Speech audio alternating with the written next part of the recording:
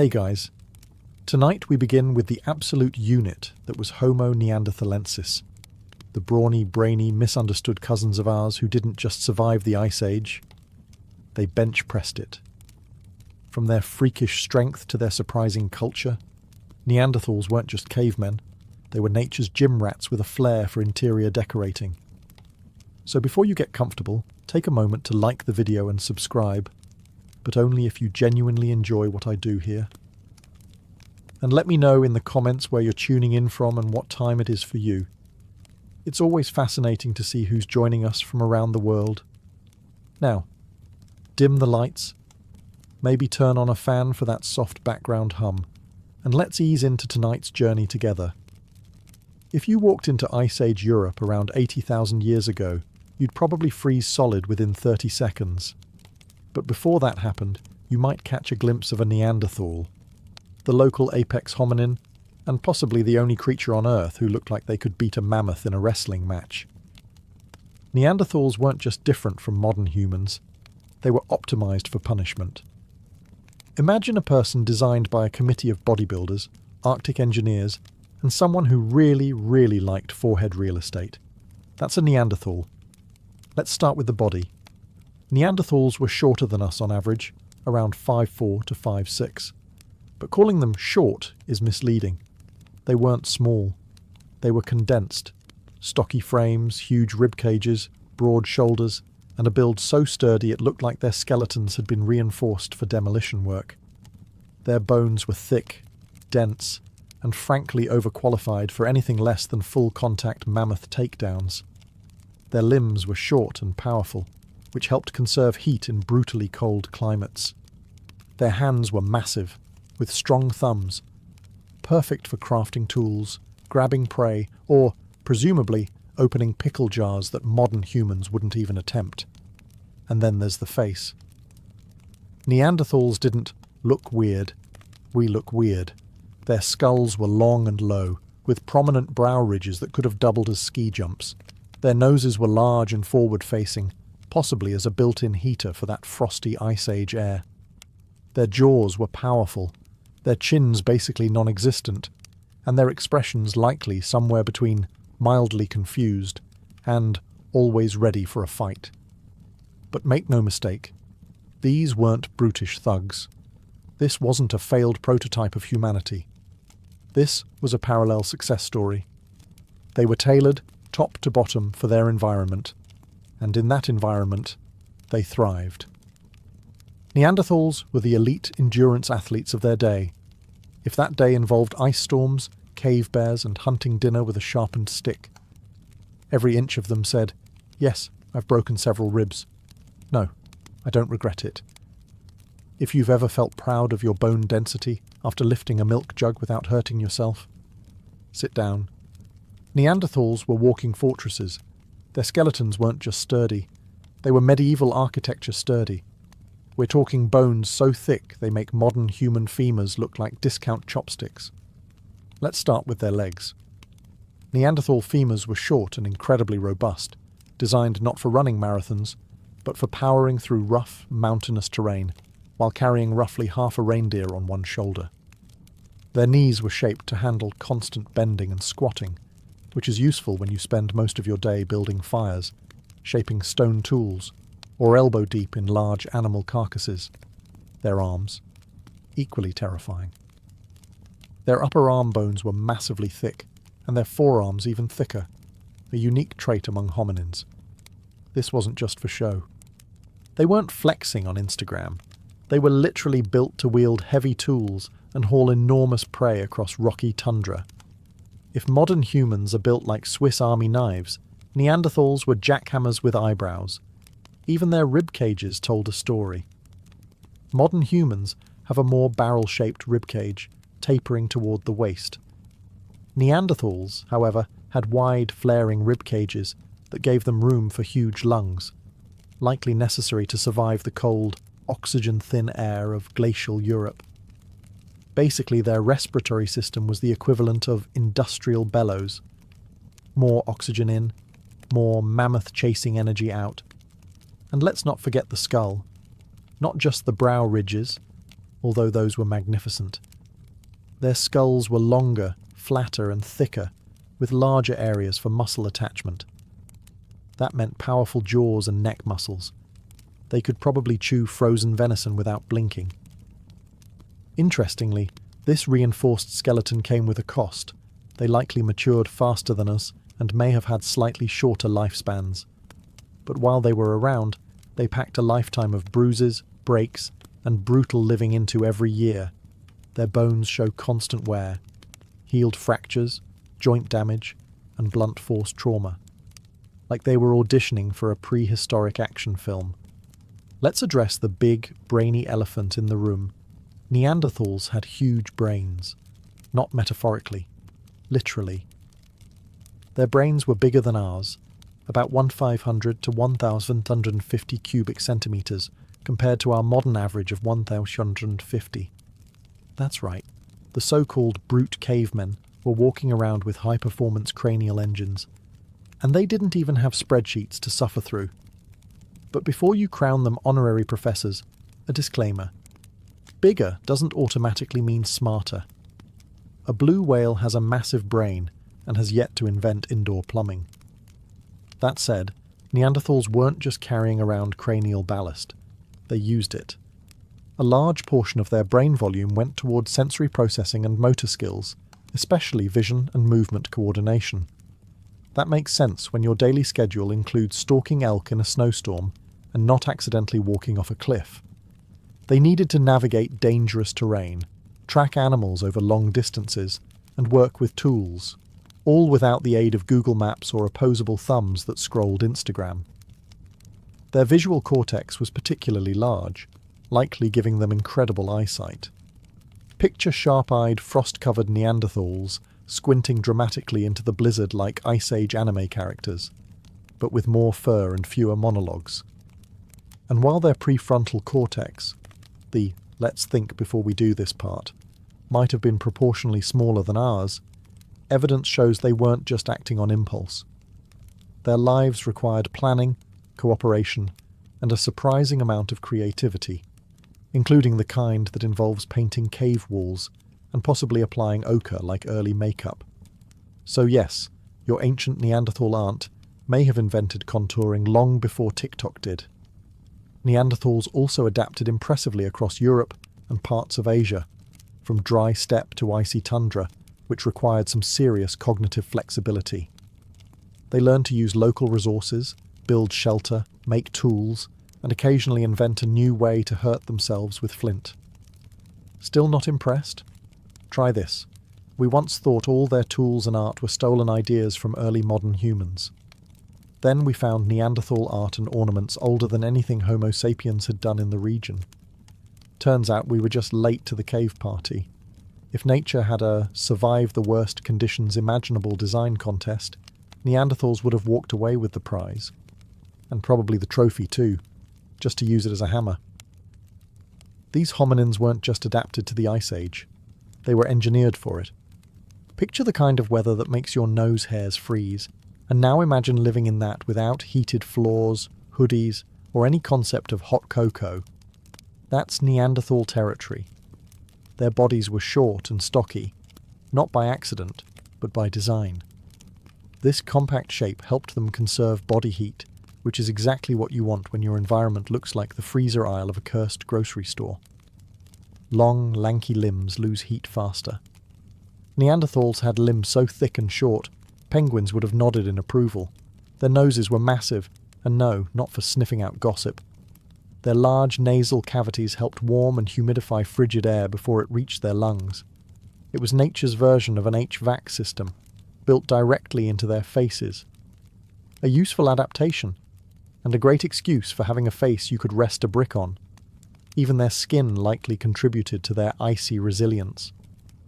While we can't know exact pigmentation, most scientists agree they probably had lighter skin tones to better synthesize vitamin D in low light conditions.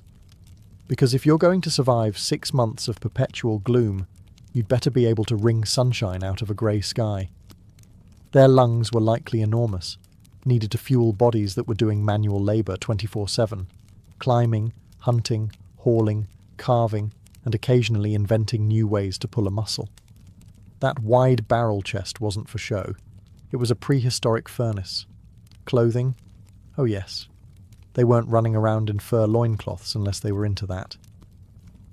Evidence suggests Neanderthals wore stitched hides to insulate themselves from the cold. And stitching isn't simple. It means they planned ahead, created tools, and probably had some version of winter wear and slightly less winter wear. In short, Neanderthals weren't barely surviving the Ice Age. They were thriving in it. They weren't nature's underdogs. They were nature's snowplows, designed to march through the cold, grunting softly, and wondering why the mammoths were always so dramatic about it. When you think of Neanderthal fashion, you probably imagine a single fur draped over one shoulder, maybe held on by a piece of vine, accessorized with a club and a general lack of self-awareness. But real Neanderthal clothing? Surprisingly sophisticated. Primitive, sure, but with more function than flair, and just enough chaos to make a medieval tailor weep. Let's be clear, Ice Age Europe wasn't a great place to experiment with fashion minimalism. If you went outside in winter wearing just optimism and vibes, you'd freeze solid before you could say, saber-toothed mistake. So Neanderthals got clever. Evidence suggests they didn't just wrap themselves in animal skins like discarded couch covers. They processed hides, softened them, and stitched them together, using bone needles. That's right. They were hand-sewing outfits out of deer and mammoth, before buttons were even a concept. And they didn't even complain on Reddit. And let's talk about accessories. Some Neanderthal sites contain eagle talons, pierced shells, and beads. These weren't strictly functional, which implies they liked a little flair. Maybe a dash of symbolism. Maybe even some Ice Age swagger. Imagine a Neanderthal walking into camp like, yes, this claw necklace is real. Yes, I caught the bird myself. No, you may not touch it. They also used ochre, a naturally occurring red pigment, on their tools, bodies, and possibly even faces. Was it war paint? Decoration? Some kind of social signal? No one knows for sure. But it does mean at some point, a Neanderthal looked at a red rock and said, "This would look incredible on my cheekbones." Now, were they ready for Fashion Week? Not unless the runway was covered in snow lit by firelight and followed by an intense hunt. But their clothing did what it needed to. It kept them warm, dryish, and protected from both the weather and judgmental Homo sapiens. Let's also not overlook the practical brilliance. Every outfit was biodegradable, locally sourced, and cruelty-based. Because, well, hunting. That's sustainable Ice Age fashion. Neanderthals weren't just strong. They were punch a woolly rhino in the face strong. The kind of strength that makes you question whether physics was working differently back then, or if they were just born with a natural gym membership to the universe. Everything about their anatomy screams power. Their muscle mass was enormous, especially in the shoulders, arms, and legs, areas needed for daily tasks like hurling spears, skinning animals, hauling carcasses, and occasionally moving boulders for fun. Their bone structure, as we've discussed, could support a small siege engine, which means those muscles weren't for show. They were functional gains. But how strong were they really? Estimates suggest a Neanderthal male could be up to 50% stronger than a modern human of the same size, and in terms of upper body strength, possibly even double.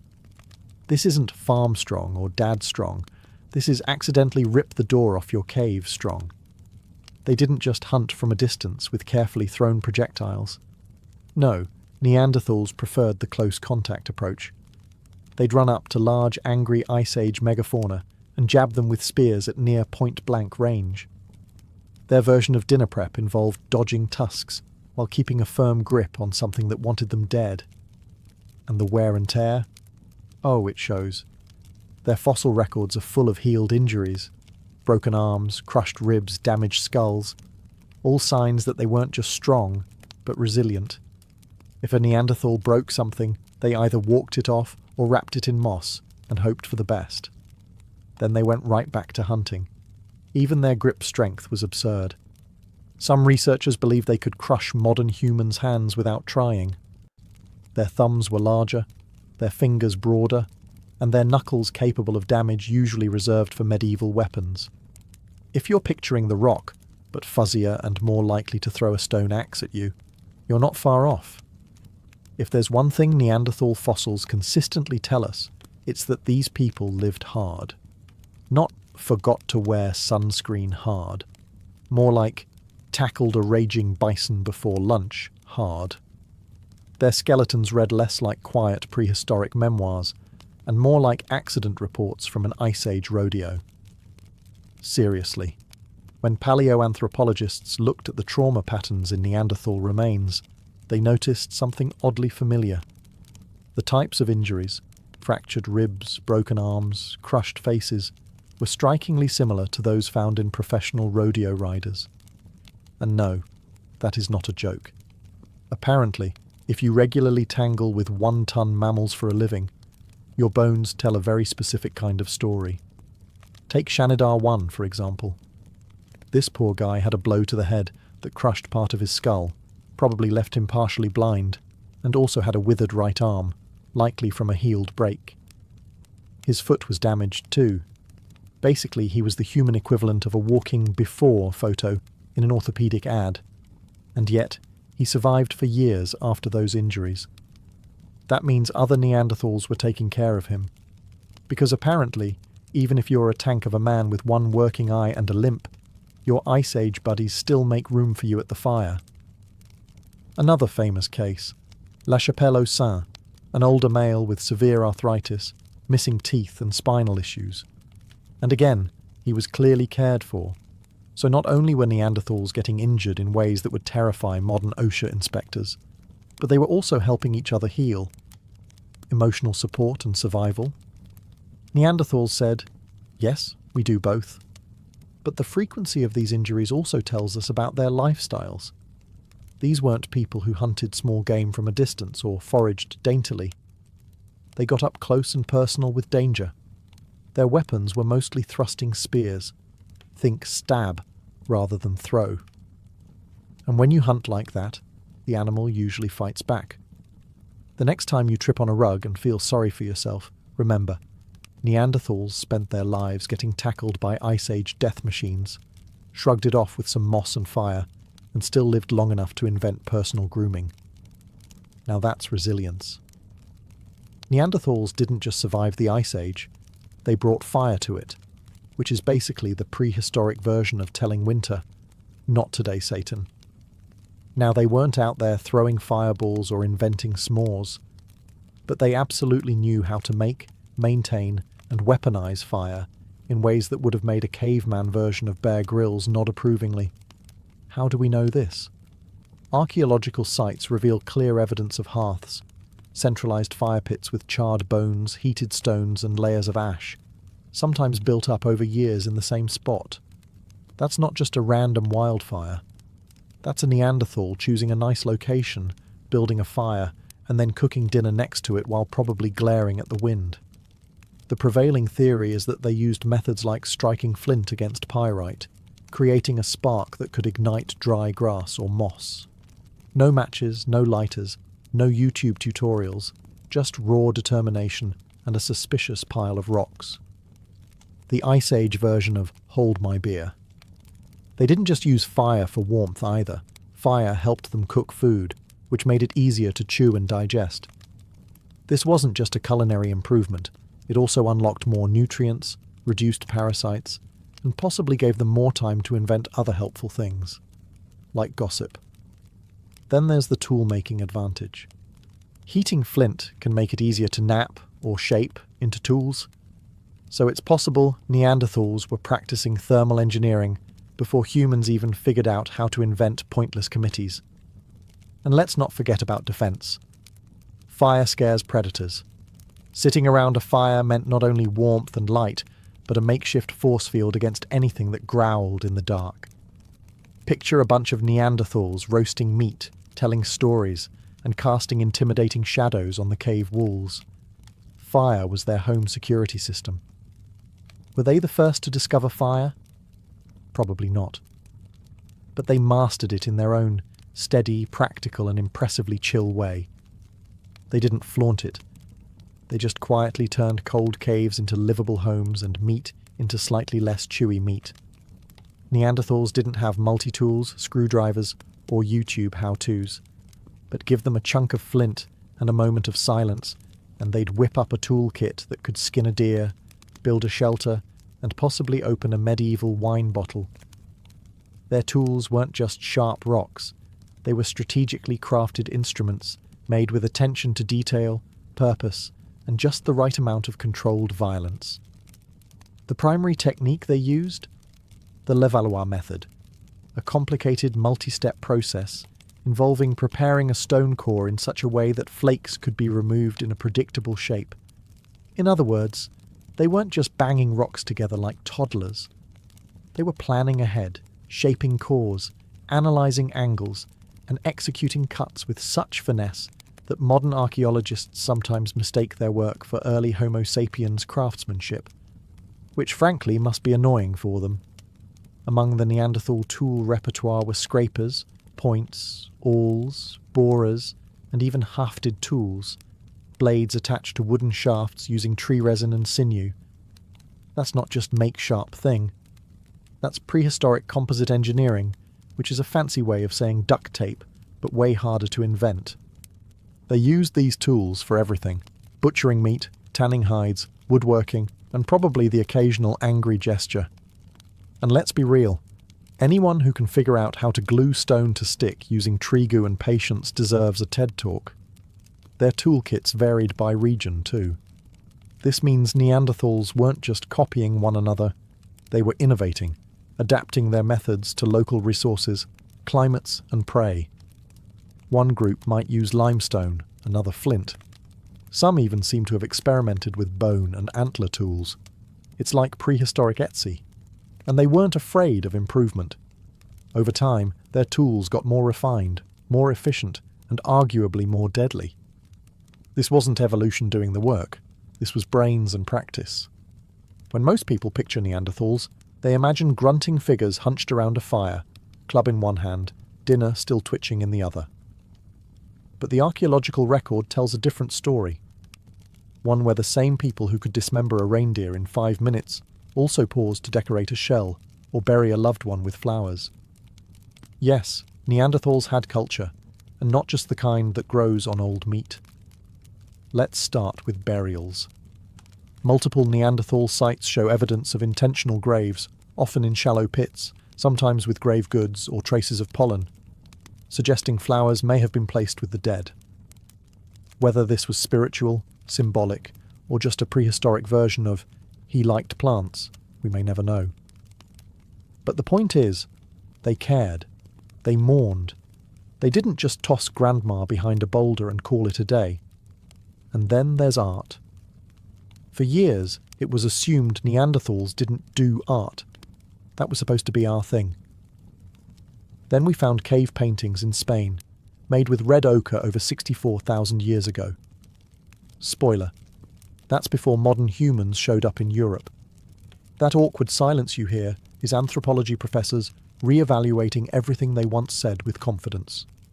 Neanderthals also collected decorative objects, pierced shells, feathers, eagle talons, things that served no obvious practical function unless they were secretly inventing cosplay. Some may have been used as ornaments, ritual objects, or social signals. Either way, they weren't just about surviving, they were about meaning. There's even a mysterious cave structure found in France, deep underground, made from broken stalagmites arranged into rings. No sunlight, no apparent use, no graffiti, just Neanderthals, 176,000 years ago, building in the dark like they were summoning something. Or maybe just being weird. Who knows? And we can't forget language. They had the hyoid bone, crucial for speech, and genes related to language processing. So they may not have written poetry, but it's safe to say they weren't just grunting. Somewhere, a Neanderthal once looked at another and said something meaningful. Probably about meat, but still, meaningful. Let's talk about what you're really curious about. Yes, Neanderthals and modern humans. got together, romantically, biblically, DNA testably. When early Homo sapiens migrated into Europe and Asia around 60,000 years ago, they ran into the locals, the Neanderthals, and rather than treating them like distant cousins at a wedding, they did the evolutionary equivalent of asking, "You up?" with zero irony. We know this happened because it's written in our genes, literally. Most people of non-African descent today carry about 1 to 4% Neanderthal DNA, which means somewhere in your ancestry, one of your very, very, very great-grandparents had an Ice Age date night that got out of hand. Was it love? Survival strategy? A prehistoric version of, well, the gene pool's not that big. Scientists are still debating. Some encounters were probably consensual, others less so. It's hard to say for certain what prehistoric romance looked like, but we do know it left genetic fingerprints that still linger in things like immune system traits, skin tone, and possibly your tendency to dislike cilantro. Also interesting, this wasn't just a one-time fluke. Genetic evidence shows that interbreeding happened multiple times, in different places, over thousands of years. So clearly, it wasn't just one confused Homo sapiens at a very dark cave party. And it wasn't all in one direction. Neanderthal males and Homo sapiens females seemed to mix more frequently, possibly due to the sheer charisma of early human travel stories and slightly better cheekbones. Though we'll never know if the Neanderthals were more impressed by conversation skills or fire-starting ability. What we do know is that this mixing didn't result in a blended superspecies.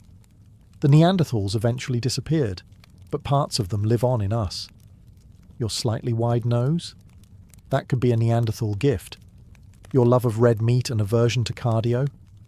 Also suspicious. Before you laugh at Neanderthals for their giant brows or suspicious fashion choices, you should probably check your ancestry report, because statistically speaking, you might be part Neanderthal. No offence, it's science. Thanks to genome sequencing and the tireless efforts of geneticists with high-powered microscopes and too much coffee, we now know that most people of non-African descent carry about 1 to 4% Neanderthal DNA.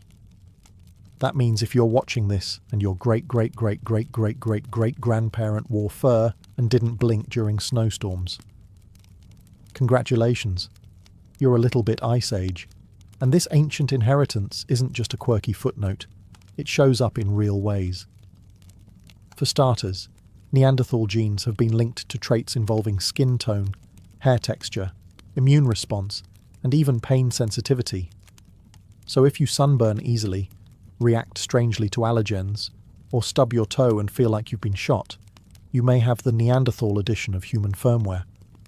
There's even evidence that Neanderthal DNA affects how people sleep, process fat, and respond to certain medications. Some studies suggest it may influence mood regulation, meaning, yes, your brooding tendencies and general grumpiness in winter may be genetically justified, but it's not all good news. Some Neanderthal gene variants have also been linked to conditions like type 2 diabetes, depression, and nicotine addiction. So while your ancient cousins might have helped you survive a woolly mammoth ambush, they might also be partly responsible for your impulse to buy snacks and doomscroll at 2 a.m. It's also worth noting that African populations, whose ancestors didn't interbreed with Neanderthals after migrating out of Africa, have little to no Neanderthal DNA. But they do have traces of other archaic humans, like the Denisovans, meaning the human family tree is less of a clean chart and more of a tangled, romantically chaotic shrub. Neanderthals thrived for nearly 300,000 years, surviving ice ages, saber-toothed predators, and each other. They were the original Europeans, the true locals. And then, roughly 40,000 years ago, they vanished. Quietly. No dramatic extinction event. No comet.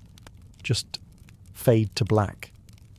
Like they missed the memo about sticking around for the Holocene. So what happened? One theory is climate change. As the last ice age began shifting, Neanderthals struggled to adapt to new environments. Their hunting grounds changed, large game became scarce, and even mammoths started acting dramatic. For a group built to dominate the cold, warming weather was less summer vibes and more existential crisis. Another theory, competition with Homo sapiens. When modern humans arrived in Europe, they brought things like long-distance weapons, more varied diets, and that extremely annoying habit of surviving everywhere. They reproduced faster, travelled farther, and possibly talked more, which in a species contest counts for a lot. It's also likely that Neanderthals were outnumbered. Their populations were smaller and more isolated, meaning less genetic diversity. A serious problem when every winter is a survival game show and your neighbours are reproducing like it's a competitive sport. And yet, this wasn't a violent takeover. There's no massive evidence of genocide or battles. If anything, Neanderthals and humans coexisted for thousands of years, traded DNA, shared ideas, and probably some awkward campfire conversations, and slowly blended until there weren't any pure Neanderthal populations left. The last known Neanderthals likely lived in southern Iberia, places like Gibraltar, where they held on for a few thousand years more like the final flickers of a candle. The archaeological record goes quiet. No new tools, no new burials, just stillness. But this wasn't a failure. It was a chapter, and one that left a permanent mark. Neanderthals didn't go out with a bang, but their influence lives on. Not in monuments or scrolls, but in DNA, in bones, in blood. They weren't erased. They were absorbed. For most of modern history, Neanderthals got the short end of the evolutionary stick. Not in terms of biology, but in public relations. They were the original victims of bad press. When the first Neanderthal fossils were discovered in the mid-1800s, scientists weren't sure what to make of them. The skull looked humanish, but the brow ridges were huge, and the limbs were weirdly thick, like someone had taken a normal person and run them through a bulk filter. Victorian scientists, being Victorian scientists, quickly labelled them brutish, primitive, and likely terrible at dinner conversation. Thus began the myth of the stooped, grunting caveman, part monster, part embarrassing uncle. And the name Neanderthal itself didn't help. It sounded harsh, like something that might live under a bridge and throw stones at goats. Early reconstructions didn't do them any favours either. One famous depiction showed a Neanderthal standing like a gorilla, with a 1,000-yard stare and no neck, which, spoiler, was based on an elderly individual with arthritis. That would be like judging all humans based on someone's great-grandpa during a back spasm. The image stuck. Cartoons, movies, and textbooks reinforced the stereotype. A dumb brute with a club and questionable posture. Meanwhile, the truth, that Neanderthals buried their dead, created art, made tools, and possibly wore jewellery, was quietly ignored in favour of grunts and loincloths. Why did we do this? Probably because it made us feel superior. Humans love a good story about how we were the chosen ones, the smart ones, the only ones. Reducing Neanderthals to failed prototypes let us keep that narrative intact. It also helped explain away any uncomfortable genetic overlap. Sure, we're related, but we're better, right? Only recently has the myth begun to unravel. As more archaeological discoveries emerge, we're forced to admit that Neanderthals were more like us than not. They weren't mistakes. They were a parallel success. Different strategies, same struggle. In the war-torn twilight of Japan's Heian period, the battlefield was no place for a woman, and yet, that's precisely where Tomo Gozen belonged. Imagine a sea of armoured men clashing steel in the dust and chaos of war, and among them, one lone figure stands out. Not because she was out of place, but because she was more skilled, more fearless, and more precise than most of the warriors around her. Tomo Gozen wasn't just some camp follower or noble lady playing at war. She was a trained warrior, Onamusha, from the province of Echigo. From a young age, she was taught to ride, to shoot a bow from horseback, and to wield a katana with such ferocity that she left men twice her size bleeding in the dirt. Her loyalty lay with Minamoto no Yoshinaka, a prominent general of the Minamoto clan. But make no mistake, Tomoe wasn't merely his bodyguard or ornament. She was his commander, his equal, his enforcer. Contemporary accounts describe her as a remarkably beautiful woman, with white skin, long hair, and charming features. But the compliments didn't stop at her looks. They spoke of her strength, her uncanny skill in archery, and her unmatched swordsmanship. And this wasn't poetry or court gossip. It was battlefield fact. She could break through ranks, decapitate a foe mid-gallop, and keep riding without so much as a misstep. Tomoe Gozen was a storm in human form, and the timing of her rise was no coincidence. Japan was being torn apart in the Genpei War, a civil conflict between the Minamoto and Taira clans for control of the imperial throne. Feudal codes were being rewritten. The samurai class was rising. And in this vacuum of order and chaos, Tomoe Gozen carved out a space no woman had ever dared claim before, on the front lines. She didn't just fight. She commanded troops. She won duels. She carried heads back to camp, like any warrior proving their kill. And most of all, she defied the carefully drawn lines of what womanhood was supposed to look like in 12th century Japan. Tomoe Gozen wasn't an exception. She was a revelation, a warning, and a legend in the making. Before Tomoe Gozen ever tasted battle, she had to master survival in a world built to exclude her. Feudal Japan was steeped in hierarchy, honor, and hard lines, especially for women. Daughters of samurai were expected to be polite, loyal, and quiet. But Tomoe's early life was anything but conventional.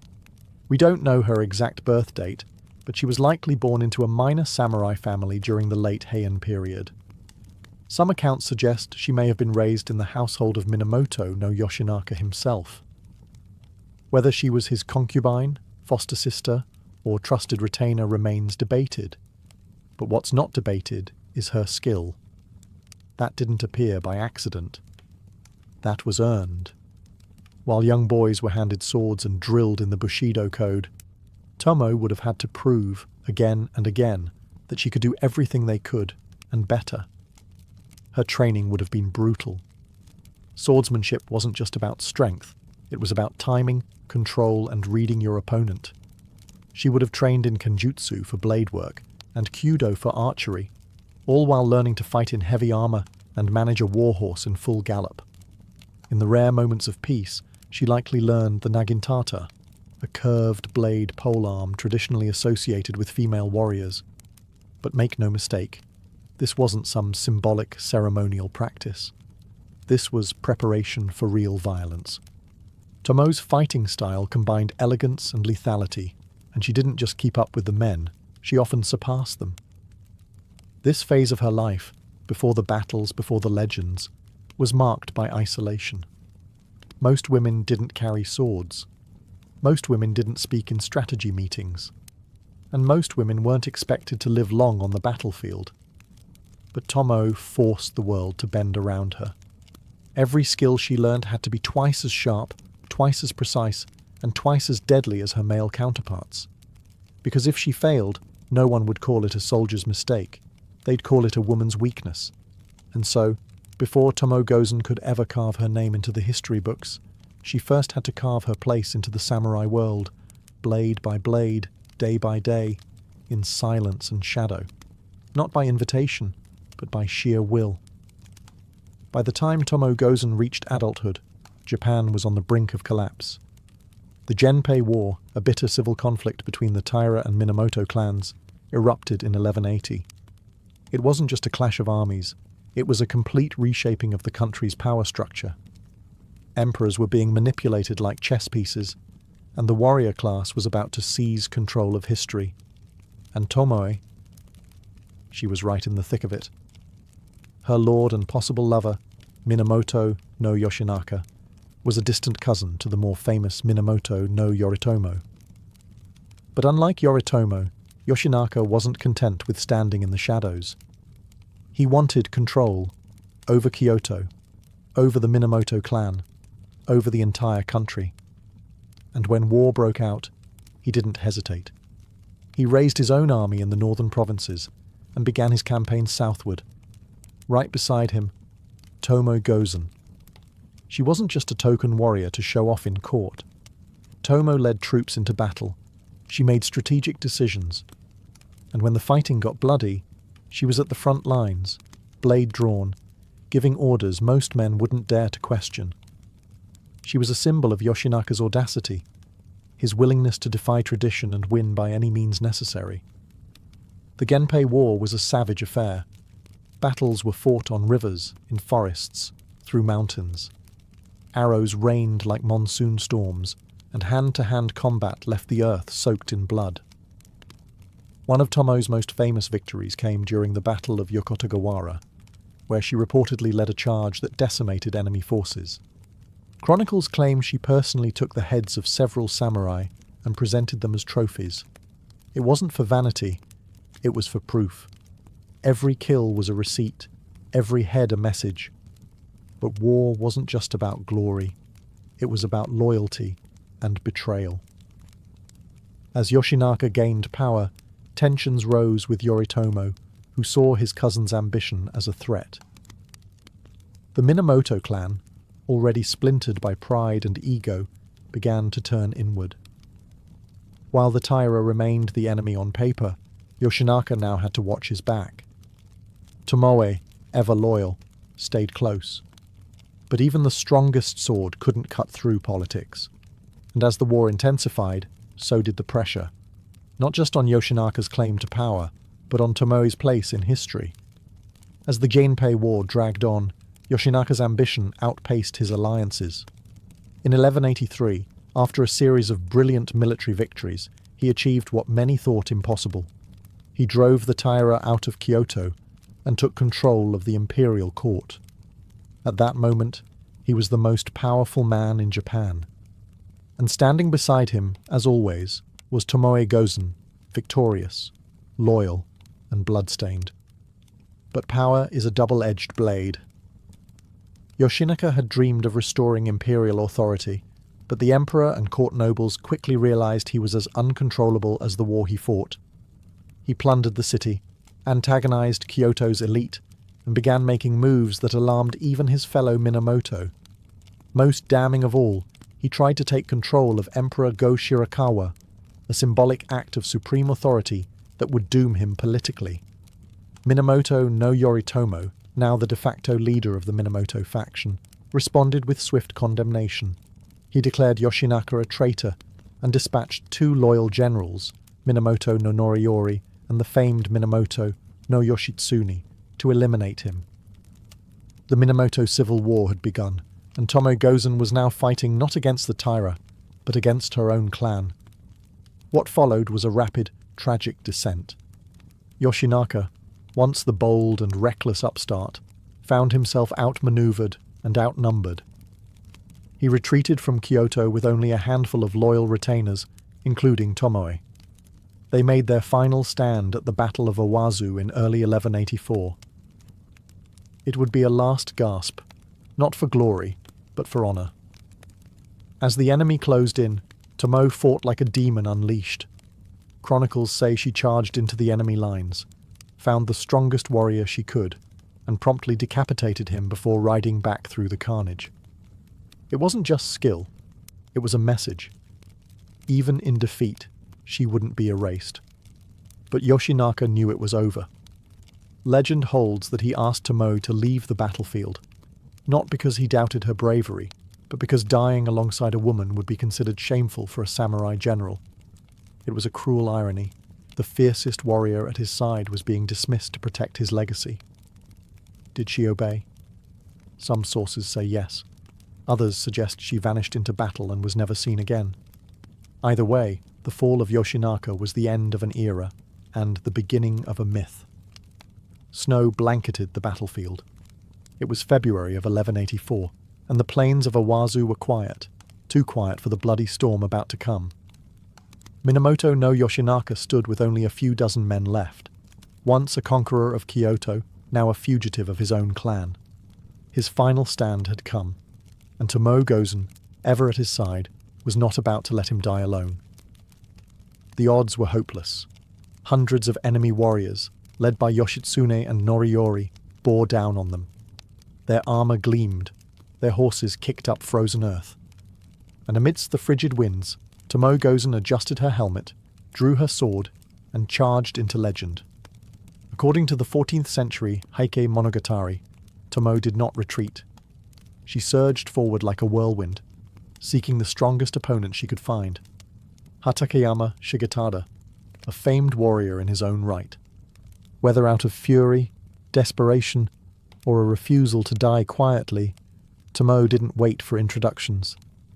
She locked blades, unseated him, and cut off his head in one fluid motion, one final trophy. This wasn't just showmanship, it was samurai ethos in motion, to die beautifully, to fight to the last breath, to prove oneself in the face of impossible odds. For Tomoe, it was also the moment that would define her for centuries. This singular act, recounted and reimagined by countless generations, became her battle cry echoing across time. Meanwhile, Yoshinaka's horse became stuck in a rice paddy, and a volley of arrows brought him down. His loyal companion Imai Kanehira committed suicide in dramatic fashion, placing his sword in his mouth and leaping from his horse. The warlord's inner circle had been extinguished. But Tomoe, here the records diverge. One version claims Yoshinaka ordered her to flee before his death, fearing the shame of dying alongside a woman. Others say she refused, fought her way out, and vanished into the mountains. Still others say she was captured, forced to marry an enemy general, and later became a nun. None of these endings have been confirmed. But one thing is certain. Her last recorded act at Owazu was not one of surrender. It was one of defiance. Tomoe Gozen didn't just disappear. She ascended into legend, carried on the back of one perfect, furious, final charge. After the blood-soaked snows of Owazu, Tomoe Gozen vanished from the official records, as if she rode straight off the battlefield and into myth. No historian can say with certainty what happened to her, and perhaps that's fitting. Warriors like Tomoe weren't supposed to survive. They were supposed to die with their lord, their sword, and their honour. But Tomoe? She may have chosen something far more rebellious: to live. The Heike Monogatari, our main source on Tomoe's life, offers conflicting stories. One claims she was captured and forced to marry one of Yoritomo's generals, Wada Yoshimori. She bore him a child, and after his death she became a nun, retreating from the world of steel and politics. Another tale claims she cut off her long warrior's hair, assumed a new identity, and vanished into the mountain monasteries of Nagano, never to be seen again. Yet another version hints that she continued to wander the countryside as a ronin, an unaligned warrior, hired for private vengeance and borderland skirmishes. And then, silence. Centuries of it. The truth, buried somewhere under folklore, scrolls and oral tales, may never surface. But Tomoe's vanishing act became part of her power. By slipping out of history, she became immortal. She was no longer constrained by one ending, one role, or one version of femininity. Instead, she became a symbol of possibility. What makes her story even more enigmatic is how Japan itself evolved in her absence. The rise of the shogunate under Minamoto no Yoritomo marked the beginning of the Kamakura period, a rigid, patriarchal era where women were pushed further into the background. Female warriors didn't vanish completely, but they were increasingly sidelined, romanticized, or erased. And yet, Tomoe endured, not in the dusty scrolls of official history perhaps, but in the stories mothers told their daughters, and soldiers whispered around campfires. She became a ghost that haunted the samurai ideal, the woman who fought like 10 men, but answered to no one. Over time, poets, playwrights, and artists resurrected her, sometimes as a tragic lover, sometimes as an avenging demon, sometimes as the last true samurai, but always, always as a figure who defied expectations and left a trail of mystery behind her. Tomoe Gozen didn't just vanish, she transformed, and the silence she left behind roars louder than any death scene. As centuries passed, The woman once feared on the battlefield became something else entirely, a legend moulded by poets, monks, and playwrights. In an era where women were expected to be invisible, Tomoe Gozen became unforgettable. The Heike Monogatari, a sweeping semi-historical war epic compiled in the 13th century, was the first to etch her into cultural memory. But this text was never just a history book.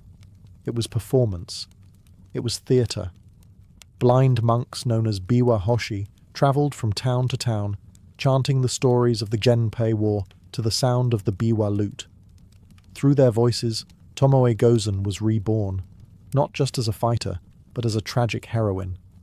Later adaptations embellished her even further. In No and Kabuki theatre, Tomoe became a recurring figure. Her beauty exaggerated, her loyalty dramatized, her battles stylized to perfection. She was often paired with doomed love stories, tearful farewells, and moral lessons about honor and duty. The audiences didn't just watch her fight, they wept for her, admired her, and feared her in equal measure. But this romanticization came at a cost. The real woman, the one who decapitated enemies and led cavalry charges, was gradually softened. Over time, her armor was traded for flowing kimono. Her swordplay became metaphors for feminine resilience. She became palatable, noble, tamed. And yet, her image refused to die. Artists throughout the Edo period painted her riding into battle, face calm, blade poised. Samurai guides included her in lists of martial paragons. Sword schools invoked her name. Even as her story was mythologized, it still carried the sharp edge of the battlefield. In modern Japan, Tomoe Gozen is often mentioned in the same breath as other legendary warriors, Musashi, Benkei, Yoshitsune. But unlike them, she carries the unique weight of gender defiance. She wasn't just an exception to the rule, she was a challenge to it. In every era since, women have looked to Tomoe as proof that their place is wherever they choose to stand, even if that's the heart of the battlefield. The further she drifted from fact, the closer she became to symbol. A woman who shouldn't have existed, yet did. A warrior who couldn't be contained, yet endured. And a story that refused to end. Tomoe Gozen's blade may have been sheathed over 800 years ago, but her presence lingers, etched not only in legend, but in the cultural psyche of Japan and beyond. As generations passed, she became more than just a figure from the Genpei War. She became a symbol of resistance, individuality, and the disruptive power of a woman who refuses to follow the script. During the Edo period, when samurai culture was formalized and ritualized into a strict code of conduct, Tomoe's image was used both as inspiration and caution. Some saw her as an embodiment of ideal loyalty, a warrior who served her lord to the bitter end. Others, especially in patriarchal scholarly circles, saw her as a dangerous anomaly, proof that when women step beyond their prescribed role, chaos follows. But even those who feared her couldn't erase her. By the Meiji Restoration in the late 19th century, when Japan sought to modernize and define its national identity, Tomoe re-emerged in textbooks and public discourse, this time as a patriotic heroine. She appeared in children's books, school plays, and nationalistic art, often alongside male samurai legends. While the portrayal was sanitized, the fact remained: a female warrior had made it into the canon. In the 20th and 21st centuries, Tomoe's legacy evolved once again. She became a favourite subject for manga artists, video game developers, feminist scholars, and filmmakers. In a media landscape full of cookie-cutter characters, Tomoe stood apart, a woman whose legend wasn't based on romance, but on combat. She wasn't the lover left behind. She was the one who picked up the sword and fought forward. Modern portrayals of Tomoe reflect shifting attitudes. Some cast her as a feminist icon, others as a tragic figure of unfulfilled destiny. Some present her as a warrior spirit haunting the battlefields. No matter the interpretation, she is always strong, always complex, and always just beyond the reach of complete understanding. Even in politics and education, Tomoe Gozen has become shorthand for defiance. Schools are named after her. Martial arts dojos cite her in their lineage. She appears on stamps, posters, and even anime storylines, her name invoked whenever someone needs to prove that a warrior's soul can come in any form. She may have fought one war, but her presence continues to rally people across every battle for identity, justice, and place. Tomoe Gozen never asked to be remembered. She didn't leave behind memoirs, letters, or poetic reflections. She left behind the only thing that truly mattered to a warrior of her age, a legacy forged in blood, loyalty, and fire. And in doing so, she achieved something few in history ever manage: immortality without asking for it. Unlike many women of her time, Tomoe wasn't preserved because she fit society's ideals. She was preserved because she broke them. Every time she swung her blade on a battlefield swarming with men who thought her unworthy, she rewrote the rules of feudal Japan. And though she vanished into obscurity, her absence only made her story louder. In a culture where silence often defined a woman's worth, Tomoe's silence after Owazu has become its own kind of roar. The absence of concrete facts surrounding her fate has given generations of artists, scholars, and revolutionaries permission to fill the void with meaning. She has become the embodiment of possibility, proof that one can defy the structure and still become legend. Her name lives on not just in literature and pop culture, but in the spirit of every woman who refuses to be invisible, every athlete who pushes beyond her limits, every leader who's told she's too bold, every fighter who doesn't wait for permission to stand her ground. Tomoe Gozen isn't just a historical figure. She's a standard-bearer of defiance wrapped in silence. Today, statues of her stand in Nagano and across Japan. Schoolgirls study her in history classes. Cosplayers dress as her at anime conventions. Martial artists whisper her name as they train with the Naginata. She even appears in international games and series, reminding global audiences that the archetype of the female warrior isn't fiction, it's history. And yet, her greatest power may lie in the fact that we still don't fully know her. Was she a concubine turned general? A foster daughter raised in the art of war? A lone ronin who walked into the mountains and never looked back? We may never uncover the full truth, but maybe that's the point. Tomoe Gozen was never meant to be one story. She was meant to be many, not bound by records nor erased by time, just eternally riding, sword drawn, into the legend she forged herself. Before satellites lit up the sky and compasses pointed north, ancient mariners stared out over endless horizons and asked the boldest question of all: what's out there? These weren't reckless fools. They were engineers, navigators, and dreamers. And with little more than the stars overhead and the winds in their sails, they carved sea routes that would become the first arteries of global connection. Humanity's relationship with the sea began tens of thousands of years ago. Some of the earliest evidence of watercraft dates back over 40,000 years, long before the agricultural revolution. Even then, early humans were already using rafts to reach distant islands like Australia, which required crossing hundreds of miles of open ocean. These were not lucky accidents. They were planned journeys, made with a clear understanding of tides, winds, and celestial patterns. By 3000 BCE, maritime technology was flourishing. Cultures in Mesopotamia, the Indus Valley, and along the Nile were already using boats for trade and fishing. But it wasn't until certain cultures took to the high seas that true oceanic navigation began. These early seafarers faced enormous challenges: no maps, no written instructions, and often no guarantee they'd ever return. And yet, they went, driven by necessity, curiosity, and survival. They read the waves like a book. They observed how clouds formed over islands, how birds flew at certain times of day, and how the stars rotated across the sky. The night sky, in particular, became their greatest tool.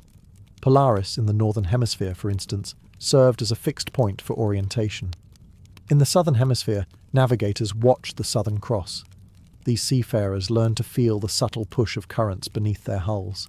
They learned the sound of the wind in their sails, and most impressively, they passed this knowledge down orally for generations, through chants, stories, and sacred traditions. Their tools weren't compasses or astrolabes. Their tools were memory, observation, and intuition.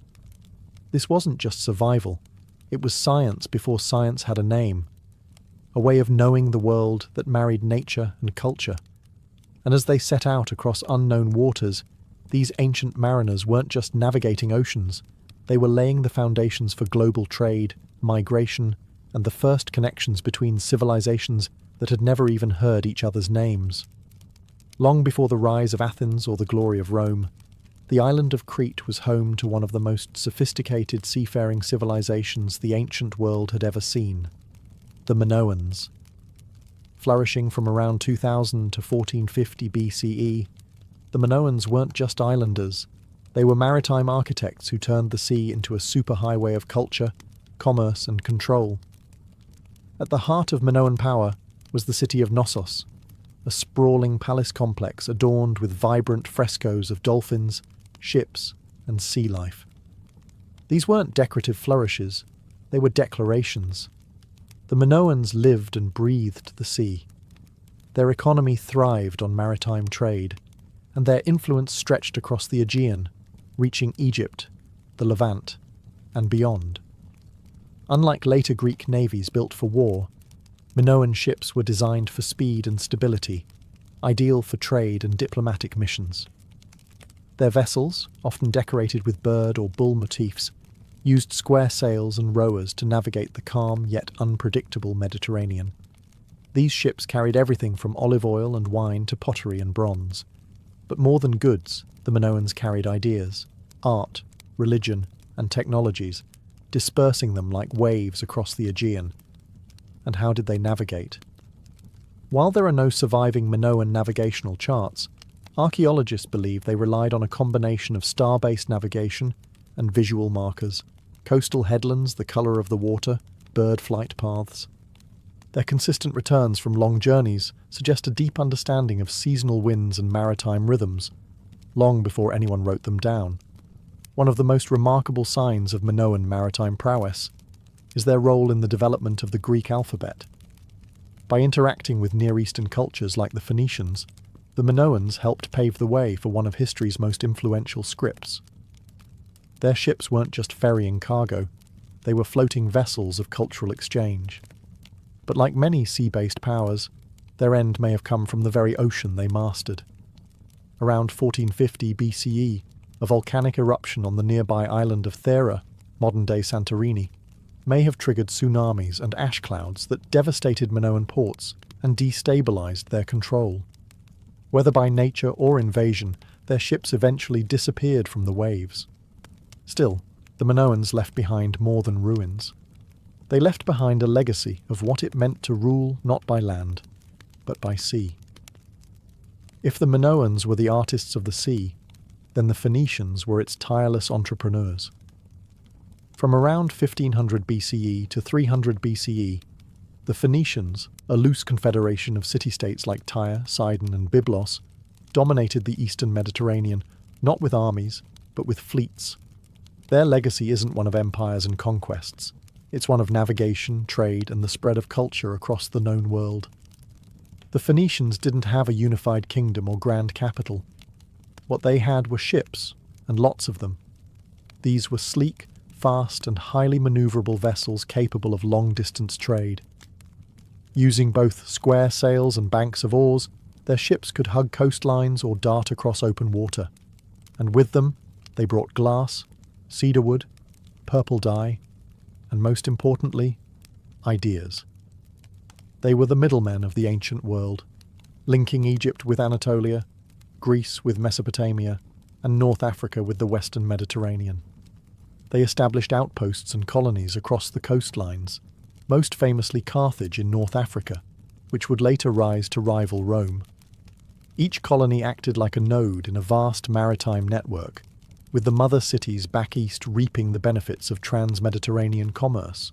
But how did they manage to sail such distances with no compass or sextant? Like their Minoan predecessors, the Phoenicians used the stars, particularly Polaris, the North Star, as their guide. They also understood prevailing wind patterns, coastal features, and current behaviour. Many scholars credit them with developing one of the first systems of celestial navigation in the Western world. Yet their greatest contribution wasn't something they carried. It was something they invented: the alphabet. The Phoenician writing system, developed around 1050 BCE, was a revolutionary leap, an alphabet of just 22 characters representing sounds rather than entire words or syllables. This script would go on to inspire the Greek, Latin, Hebrew, and Arabic alphabets. Through this linguistic breakthrough and their seafaring tenacity, the Phoenicians didn't just trade, they connected. They turned the sea from a barrier into a bridge, linking cultures, languages, and economies. And they did so not by colonizing hearts and minds, but by sailing from one to the next. The Mediterranean wasn't just their highway, it was their identity. While the Mediterranean world was abuzz with Phoenician traders and Greek triremes, an entirely different maritime saga was unfolding on the opposite side of the planet. One of outriggers, double-hulled canoes, and stars charted across the largest ocean on Earth. These were the Austronesian seafarers, and they didn't just sail the seas. They colonized half the planet's surface without metal tools, maps, or written language. Originating from what is now Taiwan around 3000 BCE, the Austronesians expanded steadily southward and eastward, hopping from island to island with astonishing speed. By 1500 BCE, they had reached the Philippines, Indonesia, and the edges of New Guinea. By 1000 BCE, they were in Micronesia and Melanesia. And by the first centuries, CE, they had reached as far as Madagascar to the west and Easter Island to the east, an arc of human migration that spans over 10,000 miles. Their vessels were marvels of engineering. Austronesians developed outrigger canoes for stability, and later, double-hulled voyaging canoes capable of carrying families, livestock, and cargo across thousands of miles of open ocean. They harnessed wind through crab-claw sails and used paddles for precision near islands. But what truly set them apart was their unparalleled skill in navigation. They used the sun, moon, planets, and more than 200 stars as guides. But that's just the beginning.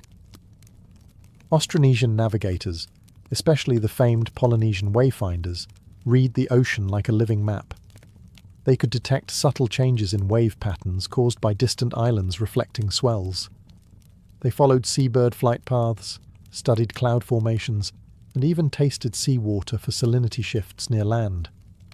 This wasn't instinct, it was highly refined science, passed down orally through chants and memory devices. Their migration wasn't random exploration. It was intentional and repeatable. Lapita pottery, a distinctive cultural artifact, marks their path across the Pacific, showing how interconnected their world truly was. They weren't just island hoppers. They were civilization builders, spreading agriculture, languages, and technology wherever they landed. And in many ways, they still are. Modern genetic studies, linguistics, and archaeology continue to uncover just how advanced and expansive Austronesian navigation was. These mariners didn't just cross oceans. They connected some of the most remote corners of the Earth long before European explorers ever left port. In the Pacific, the sea was never a void. It was a road map. When we think of ancient Egypt, towering pyramids and desert tombs usually come to mind. Not ships. But the Egyptians were no strangers to water. The Nile was their lifeline, their highway, and their first school of navigation. Yet what's often overlooked is how the Egyptians extended their maritime reach far beyond the riverbanks, venturing into the Red Sea and possibly even further afield. Egypt's mastery of the Nile began early. As far back as 3000 BCE, they built large wooden boats with planks lashed together by rope and sealed with resin. These vessels, propelled by both sails and oars, were essential for transporting goods, soldiers, and grain across the vast stretches of the river. But the Nile was only the beginning. By the time of Pharaoh Hatshepsut in the 15th century BCE, Egypt was launching sea expeditions from ports along the Red Sea. Her famous voyage to the mysterious land of Punt, possibly located in modern-day Somalia, Eritrea, or southern Arabia, was a landmark in ancient maritime history. Reliefs from her mortuary temple at Deir el-Bahari show detailed depictions of large cargo ships loaded with exotic animals, incense trees, and gold, all returning from a successful voyage across the sea. These weren't accidental drifts. They were carefully organised missions, planned with knowledge of monsoon wind patterns, currents, and seasonal timing. Egyptian sailors would have hugged coastlines, used star patterns for navigation, and relied on maritime scouts, perhaps even recruiting skilled local sailors from the Red Sea region. Some theories even suggest Egyptian contact with the Indus Valley via indirect maritime trade, especially during the peak of Mesopotamian Indus-Egyptian interaction. While direct evidence is limited, items such as ivory, lapis lazuli, and spices hint at a broader Indian Ocean trade network in which Egypt may have played a part. The ships themselves were engineering marvels for their time. Built from imported cedarwood, mostly from Lebanon, Egyptian seafaring vessels featured curved hulls and large square sails. These ships could carry heavy loads and withstand the swells of the Red Sea. Though the Egyptians never became a dominant naval power like the Phoenicians, they left an important legacy. They were among the first to treat maritime voyages as royal, sacred, and strategic endeavours. Their sea journeys were extensions of their empire, diplomacy, and divine authority. On land they built pyramids, but on water they launched ambition. Amid the dusty plains of modern-day Pakistan and northwest India, once thrived one of the world's oldest urban civilizations, the Harappans, or the Indus Valley Civilization. Flourishing between 2600 and 1900 BCE, they built cities with advanced sanitation, standardized bricks, and remarkable urban planning. But buried beneath this archaeological brilliance is another truth, one less spoken but deeply significant. The Harappans were maritime traders. Unlike Egypt or Mesopotamia, the Harappans left behind no deciphered writing, no grand naval reliefs, and no epic tales of sea voyages. Yet clues of their maritime prowess quietly dot the archaeological record. Excavations at Lothal, a major Harappan port city in Gujarat, revealed what many believe is one of the world's earliest known dockyards. Measuring 218 metres long with floodgates and channels, it connected to an ancient river that flowed to the Arabian Sea, proof that Harappan engineers weren't just thinking inland, but outward. Artifacts tell the rest of the story. Harappan seals and goods, beads, ivory, ceramics, have been found in Mesopotamia, specifically in the Sumerian cities of Ur and Lagash. Akkadian texts refer to a distant land called Meluha, likely the Indus region, from which boats arrived bearing exotic goods. In return, the Harappans received silver, tin, and lapis lazuli, suggesting a complex trade network stretching from the Persian Gulf to the broader Near East. But how did they sail? While no complete Harappan ships survive, miniature models, terracotta boats, and carved depictions suggest the use of flat-bottomed rivercraft and seagoing vessels. They likely used the same seasonal monsoon winds that would later drive Arabian and Indian traders across the Indian Ocean. Harappan mariners probably hugged coastlines, stopping at natural harbours and estuaries, and navigated using celestial cues and current patterns. Unlike the warrior-focused empires of their time, the Harappans were remarkably peaceful. Their cities show little evidence of warfare or fortifications. This makes their maritime connections even more intriguing. They weren't conquering foreign shores. They were connecting them through trade and diplomacy. And then, around 1900 BCE, the civilization began to decline. Rivers shifted, trade dwindled, and cities were abandoned. Their script faded with them, leaving behind a silent question. Just how far did their ships sail? Though their voices are lost, the water trails remain, etched in harbours, seals, and silent stones. For the ancient Greeks, the sea wasn't just a pathway, it was destiny. Cradled by the Aegean, Ionian, and Mediterranean seas, Greek civilization emerged in a world where sailing was as essential as farming. From the age of Homeric epics to the height of Athenian naval dominance, the Greeks turned maritime culture into art, science, and strategy. Their earliest stories, those of Odysseus battling sea monsters and Jason chasing the Golden Fleece, weren't mere myths. They were reflections of a people intimately tied to the sea. Greek city-states like Athens, Corinth, and Rhodes all relied on the ocean not just for trade, but for identity. Their gods had dominion over waves. Their heroes set sail. Their empires floated on hulls of wood and ambition. By the 8th century BCE, Greek colonists were setting out across the Mediterranean, founding cities from Sicily to the Black Sea coast. These colonies weren't military outposts. They were trade hubs, cultural satellites, and vital ports in a vast economic web. Goods flowed both ways: olive oil, wine, and pottery from Greece, grain, metals, and slaves from afar. To navigate, Greek sailors relied heavily on coastal sightlines, the stars, especially the rising and setting of specific constellations, and oral navigation knowledge passed through generations. Their ships evolved from simple merchant vessels to formidable war machines like the trireme, a sleek, three-tiered galley rowed by up to 170 men and armed with a bronze battering ram. The trireme was more than a ship. It was a floating expression of Athenian democracy and power. At its peak in the 5th century BCE, Athens boasted the most powerful navy in the ancient world. The Delian League, originally a defensive alliance against Persia, became an Athenian-led maritime empire. Their navy ensured control over sea lanes, tributes from allied cities, and the free flow of resources into Athens, feeding its golden age of philosophy, architecture, and drama. But with power came vulnerability. The Peloponnesian War against Sparta saw Athens' over-reliance on sea dominance backfire. Naval defeats, blockades, and internal strife brought about its downfall. Still, the legacy endured. Greek maritime innovations in cartography, celestial navigation, and shipbuilding laid the groundwork for Roman and later European seafaring.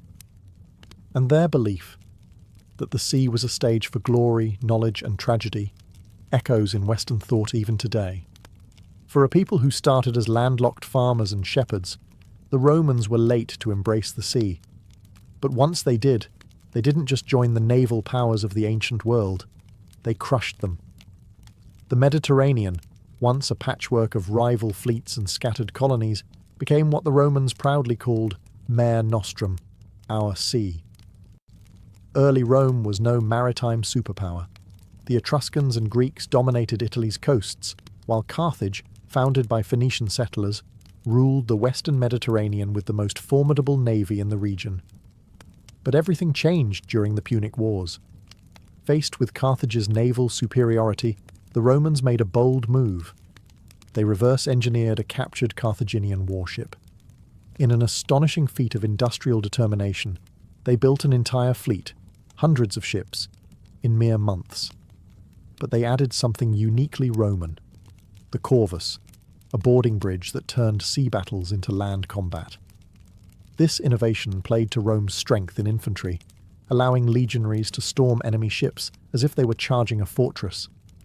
Victory over Carthage in the Punic Wars handed Rome not only naval dominance, but also control over Sicily, Sardinia, Spain, and eventually the entire Mediterranean coastline. Roman galleys, both military and merchant, patrolled sea lanes, transporting grain, troops, and exotic goods from Egypt, Gaul, Syria, and beyond. Ports like Ostia and Alexandria bustled with activity, turning the Mediterranean into a Roman highway. The Pax Romana, a period of relative peace lasting 2 centuries, was made possible largely through this maritime control. The sea, once a place of pirate fleets and clashing empires, became a stabilized zone of commerce. Grain shipments fed the capital. Luxury goods, silk, spices, pearls, flowed in from India and China via maritime routes, stretching to the Red Sea and Persian Gulf. Roman sailors used a combination of dead reckoning, coastal sailing, and celestial navigation, aided by detailed maritime itineraries known as periploi. Though lacking compasses, they mastered the rhythms of wind and current, especially the Etesian winds that made return voyages in the eastern Mediterranean predictable. Rome didn't just conquer by land, it sustained itself by sea. Its navy protected trade, enforced imperial will, and ensured communication across vast distances. With their fleets, the Romans did what no other culture had yet managed. They turned the chaotic sea into a controlled empire. Long before modern maps, compasses, and diesel engines, the ancient world was already connected by an invisible latticework of sea routes, drawn not with ink, but with wind, memory, and stars. From the reed boats of the Nile to the double-hulled canoes of the Pacific, these early maritime cultures didn't just explore the seas, they defined them. And their legacy still lingers in every port, every trade route, and every ship that crosses the waves today. The knowledge passed down by Minoans, Phoenicians, Austronesians, Egyptians, and others became the bedrock of future navigation. These cultures discovered how to read the sky like a map, how to sail with the rhythms of the earth, and how to build ships that could survive months at sea, all without metal hulls or written charts. Their discoveries weren't isolated, they were cumulative. Each seafaring civilization learned from its predecessors or neighbours, contributing a new stitch in the tapestry of global navigation. Phoenician alphabets enabled the record-keeping necessary for complex maritime trade. Austronesian navigation traditions, preserved orally for generations, inspired 20th century efforts to revive wayfinding without instruments. Greek observations of the stars and winds laid the groundwork for ancient geography.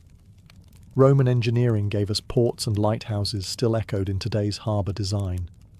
Even more significant than the tools were the connections. Maritime routes allowed ideas to travel faster than armies. Religions spread by sea. So did technology, crops, language, and diseases. The maritime cultures of the ancient world didn't just move objects, they moved civilizations. Without them, the ancient Silk Roads would have stopped at the shoreline. Without them, empires might never have risen, and distant peoples might have remained strangers forever. And yet, for all their accomplishments, so many of these early sailors remain nameless. Their stories were rarely written down. Their ships decayed and vanished. What survives are fragments, pottery shards in a sunken cargo hold, a port structure buried beneath modern concrete, a star map etched on bone or bark. But their impact, that still moves with the tide. Every container ship crossing the Suez Canal, every satellite-guided cargo run across the Pacific, every naval patrol in the Mediterranean, owes something to those first brave souls who dared to chase the horizon. They may have been ancient, but they were never primitive. They were the original navigators of the human story. In the ancient world, royal birth was a blessing wrapped in a curse. The instant a child was born into a palace, they became more than a person. They became a symbol, a political weapon, and the future of an empire. Their education didn't begin in a classroom. It began in the nursery, surrounded by whispers of lineage, legacy, and looming threats. Unlike common children, who learned survival through labour, elite children were groomed for leadership from the start.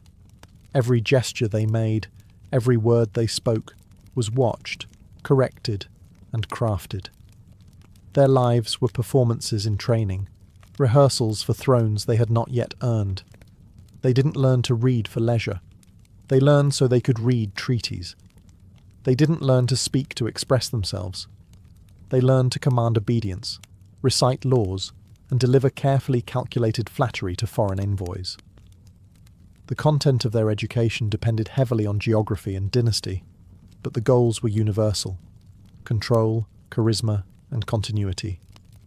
A Babylonian prince might be drilled in cuneiform by scribes, while an Egyptian heir would be introduced to priestly hieroglyphs, rituals, and sacred myths. In Greece, philosophy was essential. In Persia, etiquette was military. In China, Confucianism ruled the curriculum. Even their toys were political. Miniature weapons, board games simulating strategy, and symbolic animals reflected the roles they were expected to master. Tutors weren't just teachers, they were handlers. Carefully chosen by the court, they were loyal, elite, and often expendable. If the royal child failed, it was the tutor who paid the price. The stakes were always high. A poorly educated heir was a national liability. A soft or ill-prepared child could become a pawn in the hands of enemies or ambitious relatives. Education, then, wasn't about personal development. It was about regime survival. But for all its strictness, royal education could also be dazzling. These children were exposed to astronomy, medicine, foreign languages, ethics, and art long before the rest of the world. Some of them became polymaths, statesmen, generals, and scholars, raised not just to rule, but to outshine every mind in the room. To be born royal in the ancient world wasn't just to be born lucky, it was to be born into a lifelong test, and education was the first battlefield. Behind every powerful ruler in the ancient world was often a far more obscure figure, the tutor. These weren't just glorified babysitters. They were philosophers, priests, generals, and political operatives. Their task? To shape a child not just into an adult, but into a ruler, a diplomat, and sometimes a god. Few tutor-student pairings have echoed louder through history than that of Aristotle and Alexander the Great. Chosen by Philip of Macedon, Aristotle was tasked with turning the headstrong prince into something more than just a warrior. He taught him ethics, rhetoric, zoology, geography, and philosophy, and infused him with an insatiable hunger for knowledge. When Alexander later conquered the known world, he carried copies of Homer and philosophical texts with him like sacred weapons. Aristotle hadn't just taught him facts. He had crafted the inner world of a future conqueror. But Aristotle was no exception. In the Roman Empire, Seneca, the Stoic philosopher and statesman, was assigned to tutor the young Nero. He tried to shape the boy with virtue, logic, and restraint. Unfortunately, history tells us that Nero grew into one of Rome's most infamous tyrants. The failure wasn't entirely Seneca's, but it showed how even the best teachers couldn't always overcome a student's darker instincts or courtly influence. In Persia, royal tutors were often military men, chosen for their loyalty and their ability to instill discipline. Princes of the Achaemenid dynasty were taught hunting, horseback riding, and combat from the age of 7, alongside moral training in truthfulness and justice, all under the watchful eyes of elite mentors. Their education was practical, Spartan, and deeply political. In ancient China, Confucian scholars held enormous sway over the upbringing of princes. They instilled ideals of filial piety, hierarchy, and ritual. But woe to the tutor who taught the wrong thing. A slip of the tongue could lead to banishment or death if a lesson contradicted the emperor's doctrine. Being a royal tutor meant living in the shadows, shaping history through someone else's mouth and hand. They had to be wise, but invisible, commanding yet deferential. They walked a dangerous line. Get too close, and they were envied. Fail, and they were discarded. Succeed, and their names lived on only if their students made history. While the sons and daughters of farmers learned from life, elite children of the ancient world learned from systems built behind palace walls, private academies, temple libraries, and in some cases, secret priestly schools that protected knowledge like it was gold. Education for royals wasn't just about preparing for power, it was about controlling the flow of knowledge, the one thing more dangerous than armies. In ancient Egypt, priesthoods were the gatekeepers of education. Royal children, especially future pharaohs, were sometimes educated in temple schools, where instruction included reading hieroglyphs, memorizing religious texts, understanding ritual practice, and learning astronomy and medicine. These were not skills shared with the general public. Literacy was rare, sacred, and only those destined to govern or interpret the divine were granted access. Much of this training was conducted in what we might call secret schools. Within temples like those at Karnak or Heliopolis, knowledge was transmitted from priest to pupil, in complete confidentiality.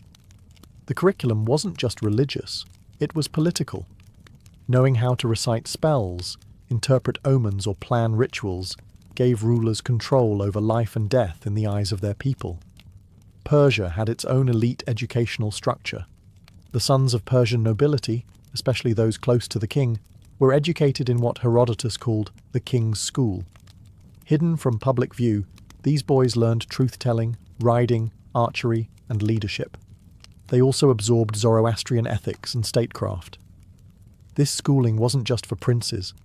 It was for future satraps, generals, and administrators. Men expected to control provinces and armies with unwavering loyalty. In India, royal children might attend gurukulas, secluded forest schools run by learned Brahmins.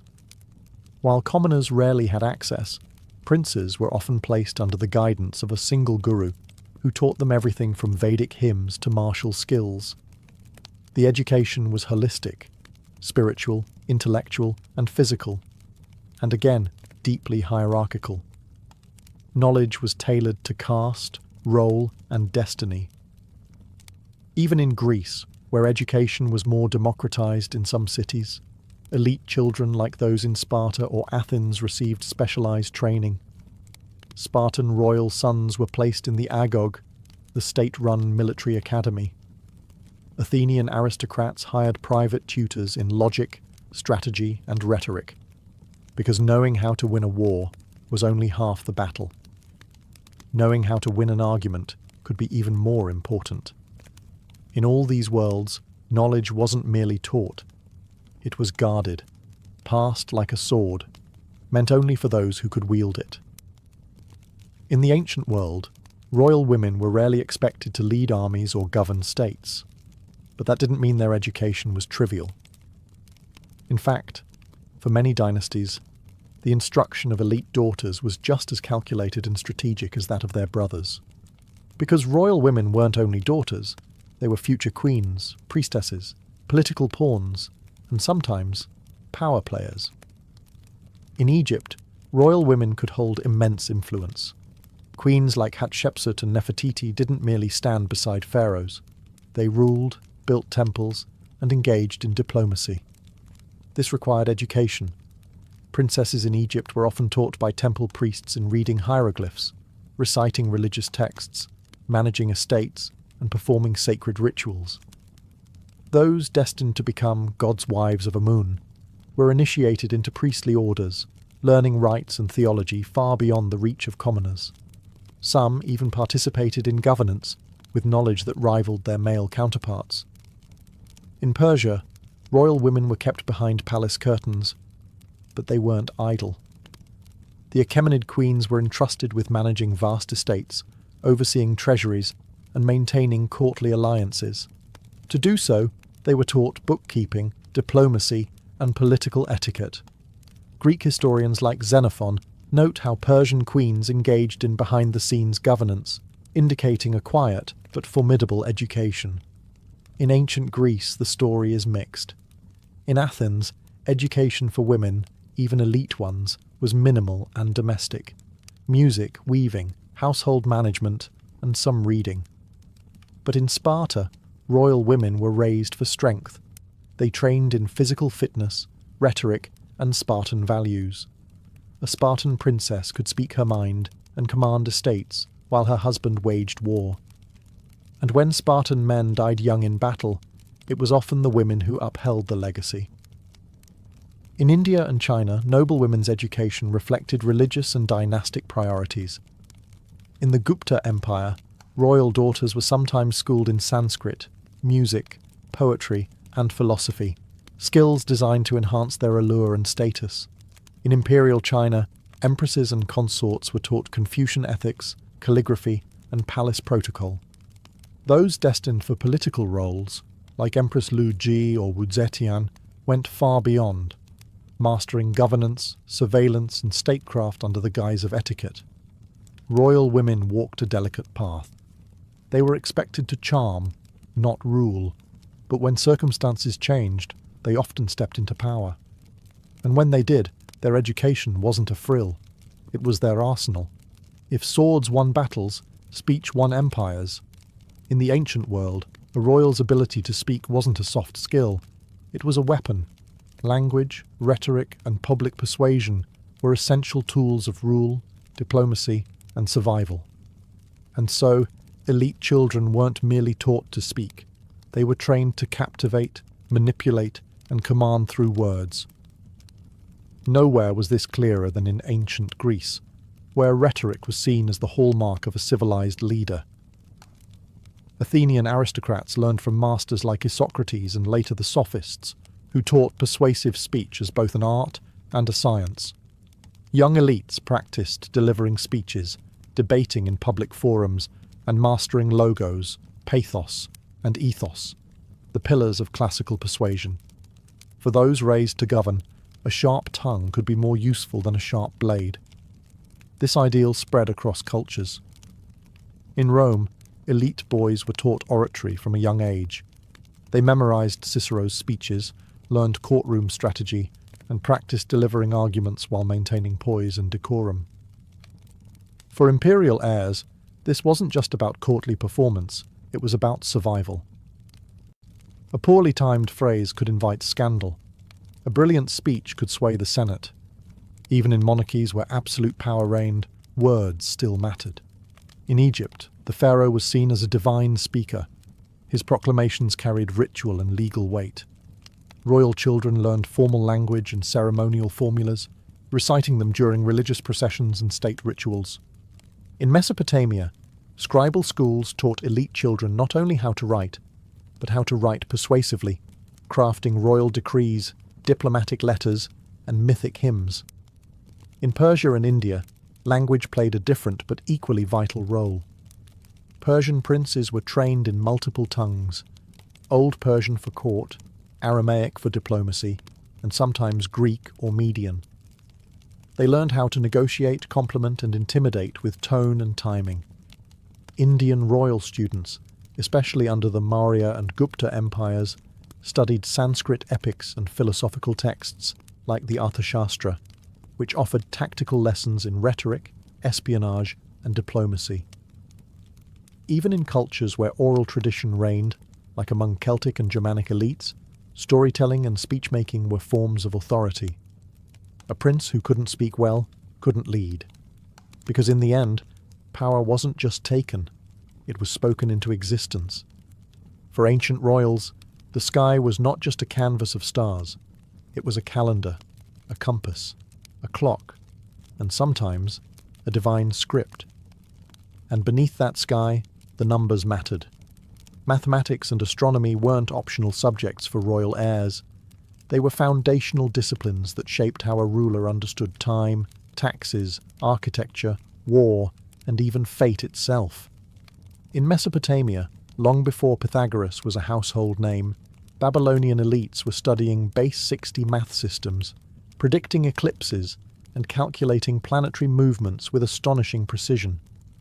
Royal scribes and priest astronomers were often tutors to princes, teaching them to read cuneiform tablets filled with data on stars, weather, and omens.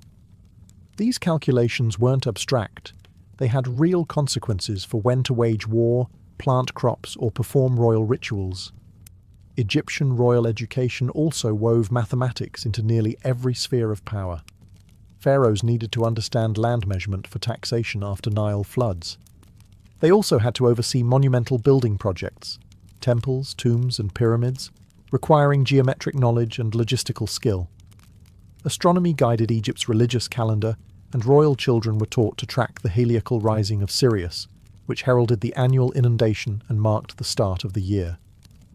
In ancient India, members of the royal class were exposed to the deep mathematical traditions found in texts like the Sulba Sutras, and later, Aryabhata's work on algebra and planetary motion. Astronomy was both scientific and spiritual, essential for aligning rituals and interpreting omens. A wise king consulted the stars, but an educated one could interpret them himself. The Greeks refined these teachings, making them more systematic and philosophical. A Macedonian prince like Alexander would study arithmetic and astronomy, alongside ethics and logic. Greek royal education influenced by thinkers like Plato and Aristotle, treated mathematics as a gateway to understanding the order of the cosmos, and by extension, one's place as a ruler within it. Even the Chinese imperial courts relied heavily on astronomy. Emperors were seen as cosmic intermediaries, and the ability to predict celestial events validated their divine right to rule. Court astronomers were powerful figures, and princes were educated in lunar cycles, eclipse prediction, and calendar reform. In every culture, the educated ruler didn't just rule over people, they ruled over time, space, and destiny. And math and the stars were their silent advisors. Books could crown a ruler, but swords kept them on the throne. For ancient royalty, education didn't end in the classroom. It extended to the battlefield, where courage, physical mastery, and strategic skill were as vital as philosophy or statecraft. Elite children, especially male heirs, were raised with one unspoken truth. If you cannot defend your kingdom, someone else will take it. In Sparta, this belief was law.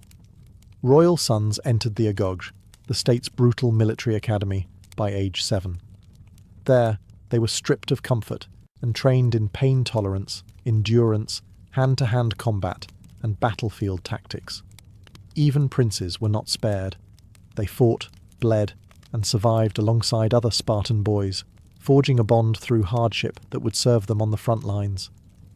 In Persia, royal boys were educated in the 3 R's of nobility: riding, archery, and truth-telling. Horsemanship was essential, not only for war, but also for royal hunting expeditions, which doubled as strategic drills. Archery was more than a skill. It was a symbol of discipline, focus, and martial prowess. A Persian prince who couldn't handle a bow was unfit to rule. India's warrior classes, such as the Kshatriyas, were trained from a young age in Dhanurveda, the martial science. Royal children learned to wield swords, spears, maces, and bows. They also studied the philosophies of war through epics like the Mahabharata, which taught not just how to fight, but why to fight, and what honour required in the face of death. Egyptian and Mesopotamian princes were also expected to be commanders. They practiced chariot driving, spear throwing, and wrestling under the guidance of military officers. Pharaohs were often depicted smiting enemies, but that theatrical image was grounded in real training. War wasn't theoretical. Rulers led from the front. In Rome, the young patrician elite were taught both virtues, manly courage, and disciplina. They trained with wooden swords, learned formations, and read military histories. Julius Caesar wasn't just a scholar, he was a hardened general, trained to balance pen and sword from youth. Even Chinese princes, often more insulated by bureaucracy, practiced martial arts, archery, and horseback riding as part of their princely curriculum. The ruler was expected to embody both the civil and the military ideal, the Wen and the Wu. In every empire, education in warfare wasn't optional. It was survival. For a royal child, a misplaced word could start a war. A glance held too long could spark a scandal. In ancient courts, knowing how to sit, speak, and smile was as much a weapon as wielding a sword. Etiquette wasn't fluff, it was strategy. Behind every bow and banquet was a game of survival, and royal education drilled this into the heirs of empires. From China to Persia, court etiquette was codified to a level of near paralysis. In Han China, princes were expected to memorize and observe the Li, ritual codes dictating everything from how to greet a superior to how to mourn properly. A single breach of protocol could be interpreted as rebellion. Young royals were taught to move with precision, to speak with restraint, and to read the power dynamics in every room. In Persia, royal children were schooled in the art of courtly appearance. This included not just dress and manners, but also how to handle envoys, deflect insults, and respond with poise under pressure. They were trained in indirect communication, mastering the political doublespeak necessary to survive in a palace filled with spies and sycophants. In India, Natishastra, the science of politics and ethics, was a key part of elite education. Texts like the Arthashastra outlined how a king must navigate betrayal, use informants, and maintain a balance between diplomacy and force. Royal heirs were expected to understand these concepts early, because one wrong alliance or naive gesture could cost them their throne or their life. The Greeks and Romans, too, took court behaviour seriously. Athenian elites were schooled in charis, personal charm and grace, while Roman boys learned the art of flattery, public conduct and surveillance. Julius Caesar wasn't just trained to fight, he was taught how to win over senators, undermine rivals, and read a man's ambition by his tone. In Egypt, etiquette blurred with divinity. The pharaoh wasn't just royalty, he was a god. Royal children were taught to behave with serene dignity at all times, their bodies seen as symbols of cosmic order. Even their posture mattered. Their stillness wasn't passivity, it was power in silence. And always, beneath the manners and rituals, lay espionage. Tutors often taught princes how to test loyalty, gather secrets, and spot deception. Because in every palace, someone was always watching, and survival depended on watching back. A royal education was never just about shaping a child, it was about shaping the future of a dynasty. For ancient elites, every lesson in logic, battle, etiquette, and language carried the weight of generations. A well-educated ruler could unite kingdoms, stabilize empires, and earn immortality in marble and myth. A poorly prepared one could unravel everything. In many ways, royal education was the empire's gamble on itself. Every coin minted, every scroll copied, every tutor hired was an investment in a single person's ability to hold the realm together. And the pressure on that child, whether prince, princess, or pawn, was immense. Take Alexander the Great. His conquest of half the known world wasn't just fueled by ambition or cavalry tactics. It was rooted in years of tailored instruction under Aristotle, who instilled in him a thirst for knowledge, debate, and divine destiny. Alexander didn't merely conquer, he carried with him Greek culture, science, and diplomacy, becoming a symbol of Hellenistic unification. Contrast that with Nero, who was also rigorously trained by none other than the Stoic philosopher Seneca.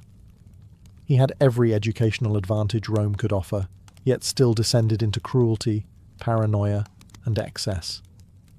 His failure wasn't just personal. It cast a shadow over the Roman imperial image, igniting revolts and tarnishing Rome's authority for years. Education, it turned out, was not a guarantee. It was a crucible.